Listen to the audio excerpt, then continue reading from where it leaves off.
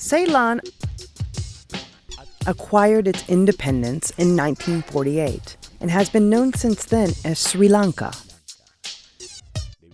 Due to its location at the crossroads of key maritime trade routes, Sri Lanka is a vital naval link between Western Asia and Southeast Asia.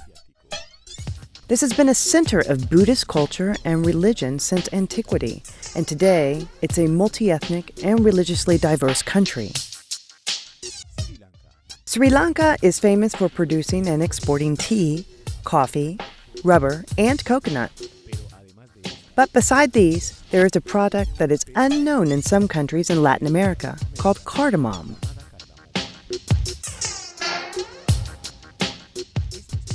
This species was introduced in Guatemala in 1914, and today it's the largest cardamom exporter in the world.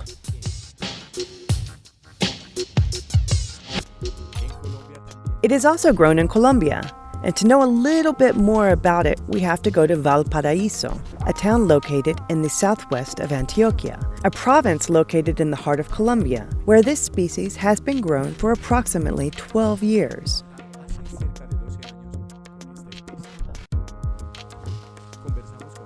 There we spoke to some farmers who told us more about this crop.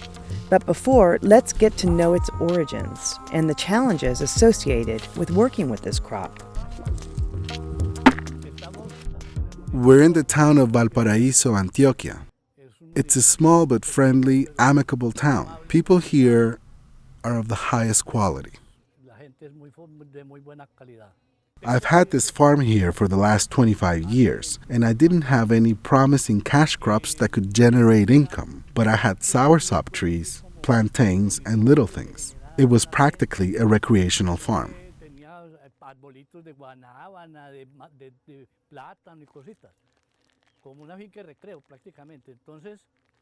So it turns out that our town, Valparaíso, has been a very, very calm town without many problems, but with high unemployment. We reached a point 14 years ago when we started to see social problems because of this.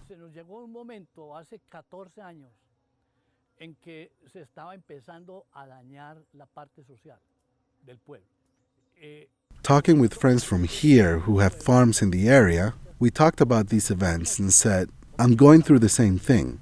What are we going to do with these good people?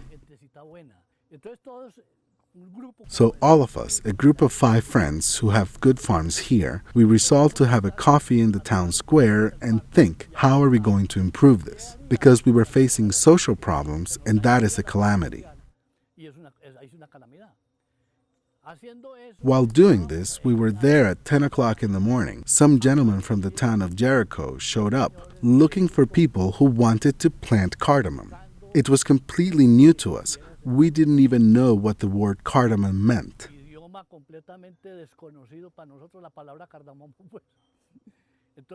So in talking to these gentlemen, and I will make a long story short, we reached the conclusion that it was the solution due to the crop's advantages.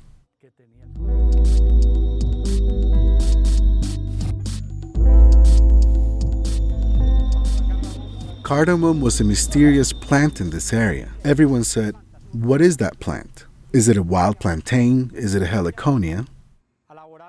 But when you start working with this crop, you begin to see its benefits because it's a crop that gives a very good yield and can generate a lot of jobs. So you end up helping the region as well.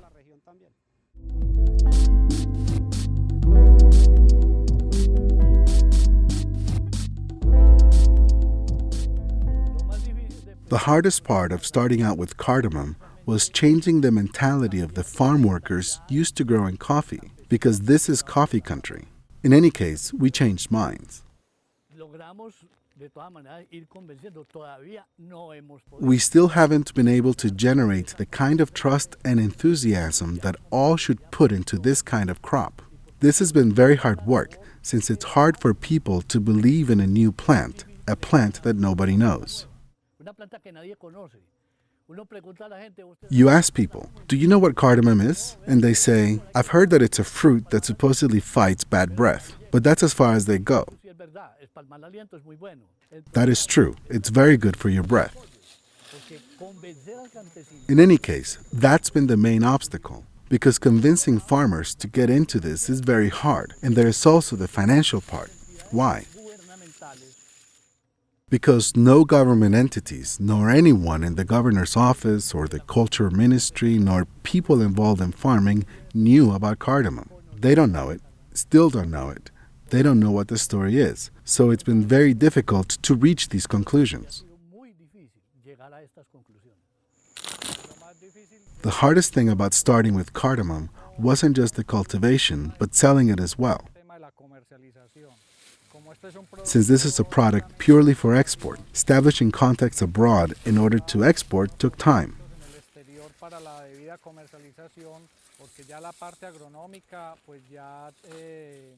My father already had a lot of experience with the growing side of the operation, and we were able to solve a lot of problems as they arose. But on the issue of exporting, we had a lot to learn in order to communicate fluidly and profitably with different cultures.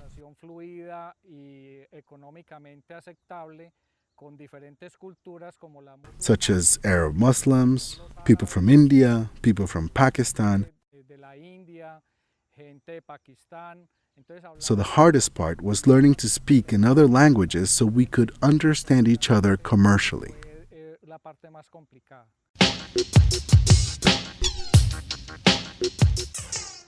Cardamom is a type of herbaceous plant, perennial and aromatic, that can grow from 2 meters in height, reaching up to 4 meters. Its foliage is alternate-leaved and lanceolated, and its size ranges from 40 to 60 centimeters. The flowers are white and pale violet. The fruit is a green-yellow pod that's between 1 and 2 centimeters long, and it contains small black seeds. From cardamom's taxonomy, its scientific name is Elettaria and Amomum. It belongs to the Zingiberaceae family and to the Zingiber genus. Among its family are also found Musaceae, which is the banana plant, and heliconias. It has a monocot seedlings, meaning it has just one cotyledon, thus making its reproduction easier. It is a perennial crop, meaning its production process lasts a long time. We can find 40-year-old trees in this family of cardamom.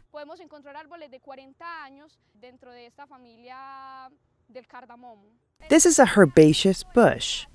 It's a herbaceous plant that can grow to 4 meters high and to 1 to 1.5 meters wide. The cardamom plant has a lanceolated type leaves. Its flowers are hermaphrodites that pollinate by entomophily, meaning that 71% of cardamom flowers are pollinized by insects, primarily of the order Hymenoptera, that is ants, honeybees, bumblebees. This family accounts for 71% of pollination.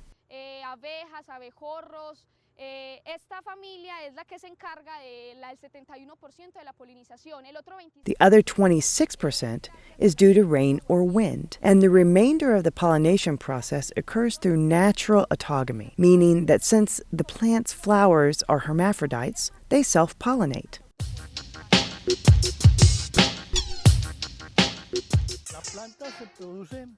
The plant reproduces itself not so easily through seed.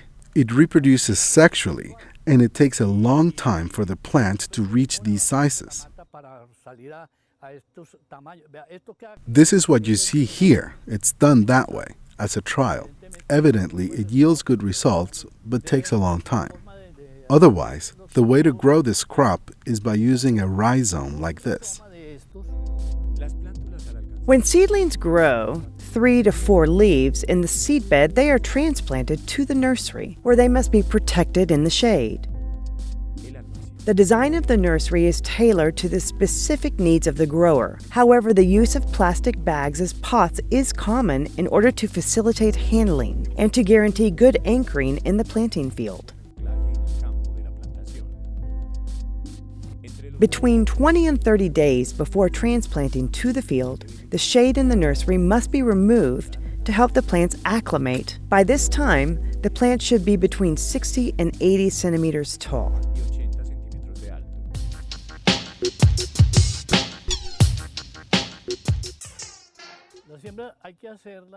Planting must be performed in loose soil. That's why we must use lands that have good topsoil and are thus easier to cultivate.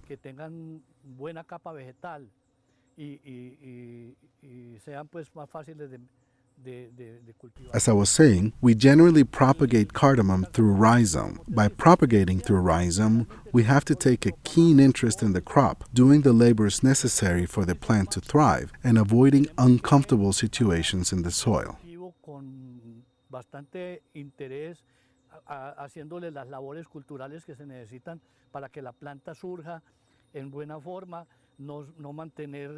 As you can see here, there are no weeds in the soil. Weeds are little plants that sprout up.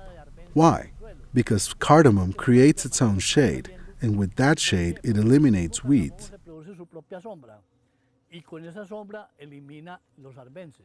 However, you have to plant it under high shade because that is what really protects the plant and makes it more productive.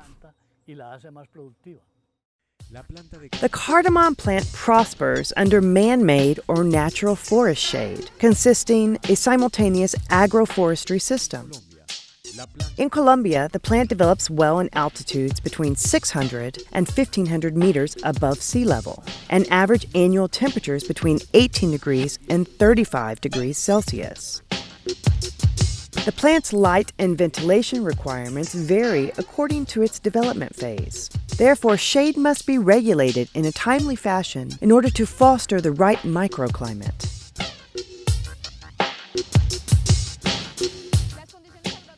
Cardamom's agroecological requirements are: they need an optimum temperature between 18 and 35 degrees Celsius, an altitude between 600 and 1,500 meters above sea level.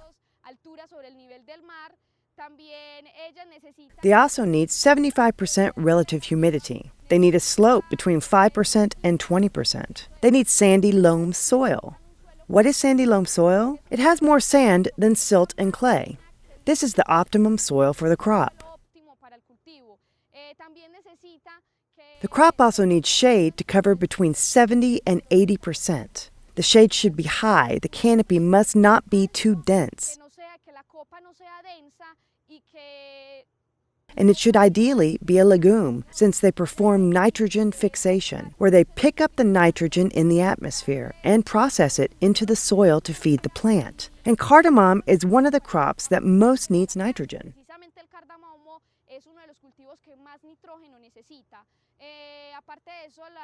Besides that, legumes have a very thin leaf, which allows the sun's rays to reach the crop and perform the right process.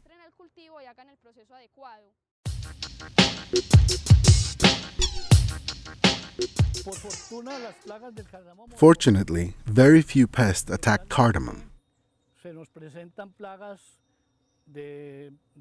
Generally, we see root pests such as fusarium, which can cause rotting of the roots. You can see when the plant is infected with fusarium because its leaves start to turn yellow. You immediately have to eliminate that plant because fusarium is very invasive, or apply commercially available solutions. So that is one of the pests.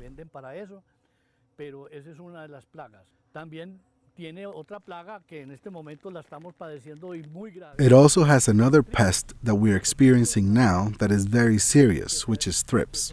Thrips are a small insect that appears during periods of high temperatures.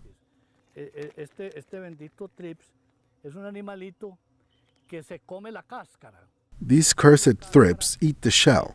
They eat the shell and leave a kind of weaving, which is kind of pretty. Despite that, it does not damage the seed inside. Cardamom like this can only fetch a low price. It's easily rejected because it looks bad.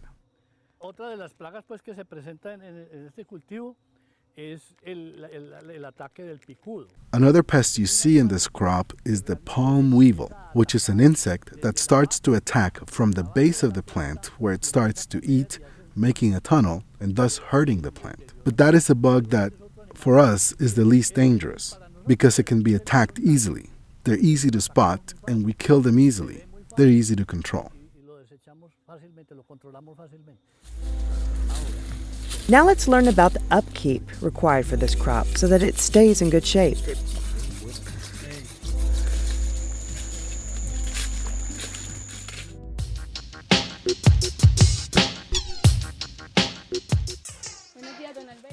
Good morning, Don Albeiro. How are you? Very well, and you? What are you doing now? I'm cleaning up these cardamom plants. And for what purpose? I am pruning and removing excess leaves, now that it rained a bit, to open up some room for this flowering that's growing here.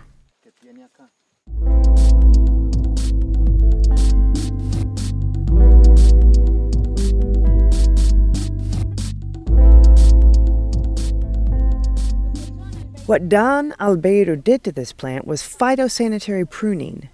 The phytosanitary pruning he performed was drastic because the plant was being affected by direct sunlight. These leaves here are the oldest.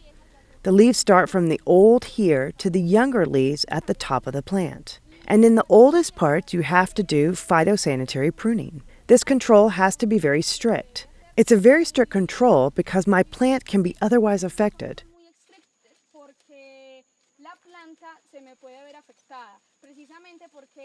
Precisely because these leaves that are starting to decompose and which are attached to the plant can affect me by producing too much humidity. And when you have a lot of humidity inside the plant, you can easily have proliferation of fungi.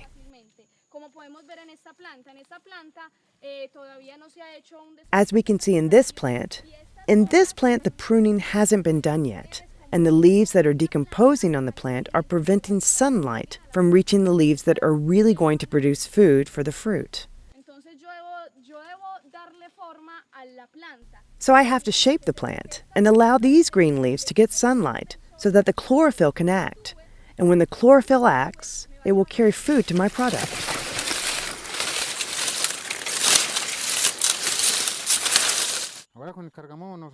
We've done well with cardamom. We've done well because, truthfully, this is easier to work than coffee, and it's more, well, people are buying it. They're buying it all the time.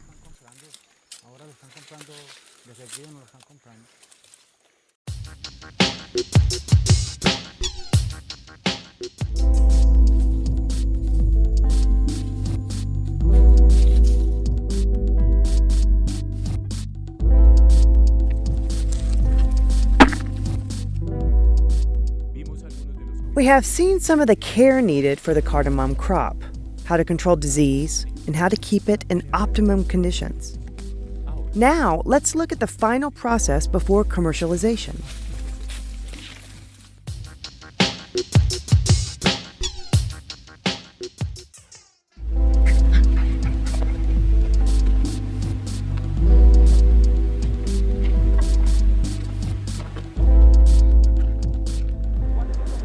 How do we process this plant? Here we receive the cherry cardamom. Cherry cardamom is the cardamom that is harvested at the plantation. When the cardamom reaches the plant, we begin the drying process. It enters the machine, it goes to the silo where it stays between 38 and 40 hours at temperatures that range from 25 to 45 or 48 degrees Celsius. As time goes on, and with the experience that we have, we know how frequently we need to manage the temperatures. When the drying process is finished, it goes to the tip removing machine. Tip removal consists on detaching a small stem in the back of the pod. This must be done immediately after drying. It goes to tip removal. It can now go to storage, where the monitoring process continues. Monitoring is to sort the sizes. We separate out 5 different sizes. Then we continue the process of color sorting, which is done by the Zelt, a machine we call Zelt. We have 2 other machines. One is a catcher and the other is still, where we clean up debris and we take out all imperfect or immature grains that come with the product. So we clean up with those 2 machines. Then it goes to the women, where they finish cleaning and removing all the cast-offs. We remove cast-offs so that we keep only the degrees of quality that we handle. Here we produce 9 quality grades of cardamom. There are grades of green. Besides that, there's a cast-off, which are the black pods or stained pods, and also those that are cracked, which we call open. That gets set aside. So that is the work that they're doing right now.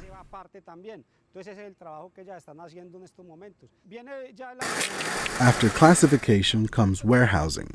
There are two types of warehousing. Raw warehousing. Raw meaning it leaves the silo, goes through the monitor, and is sorted by size. The other type of warehousing is when it goes through the whole process, when it's gone through the tip remover, through the monitor, through the Zeltron, through the catcher, through the still, and through the women's hands. And that is the final storage process, and it's ready for packaging. By now, we need to have all 12 grades separated. To finish off, Jaime Munera and his father Alonso would tell us what working with cardamom means to them. Personally, working with cardamom for me has been very satisfying from a personal point of view.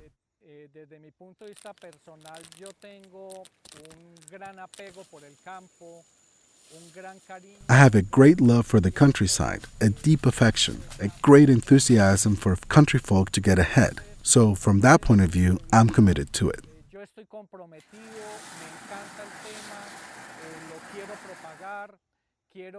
I love the subject. I want to spread it.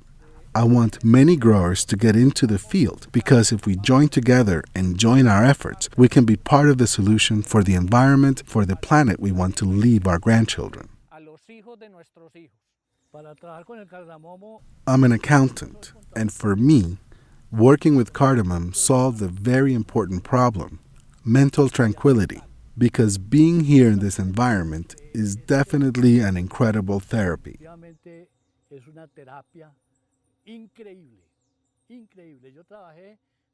I worked in accounting for 65 years. I am now 81 years old, and people tell me I don't look older than 60.